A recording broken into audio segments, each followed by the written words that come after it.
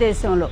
ఎందుకంటే ఈ ప్రభుత్వం ఇచ్చేటువంటి అవార్డులు మాకు అక్కర్లేదు, ఈ ప్రభుత్వం సరైన పరిపాలన నిర్వహించటం లేదని. అలాగే పద్మశ్రీలు, మరి పద్మభూషణ్లు ఇలాంటివన్నీ ఆఖరికి ఎస్ జానకి గారు కూడా తిరస్కరించారు ఆమెకి పద్మభూషణ్ వస్తే.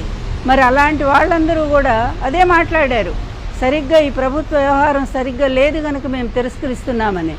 ఆ విధంగానే పోసాని కృష్ణమురళి గారు కూడా తనకు వచ్చినటువంటి అవార్డును తిరస్కరిస్తూ న్యాయంగా రాలేదు, ఈ ఒకే వర్గం ఈ విధంగా నిష్పక్షపాతంగా వ్యవహరించకుండా ఈ విధంగా చేస్తుందని చెప్పి ఆయన విమర్శిస్తే, 5 ఏళ్ల నాడు ఎప్పుడో విమర్శిస్తే అది తీసుకొచ్చి ఈరోజు ఆయన మీద కేసు పెట్టి పాపం ఆయనకి ఎన్ని ఆపరేషన్లు అయినాయి అంటే అండి మాకు తెలుసు, అసలు గొంతు పోయింది. ఆయన దాదాపు నెల రోజులు డాక్టర్లు మాట్లాడొద్దని చెప్పారు, అదేవిధంగా ఆపరేషన్లు అయినాయి. అటువంటి అనారోగ్యంతో ఉన్నటువంటి మనిషిని ఈ విధంగా దారుణంగా ఎప్పుడో కేసు ఎక్కడో, అది కూడా మనోభావాలు దెబ్బతిన్నాయట.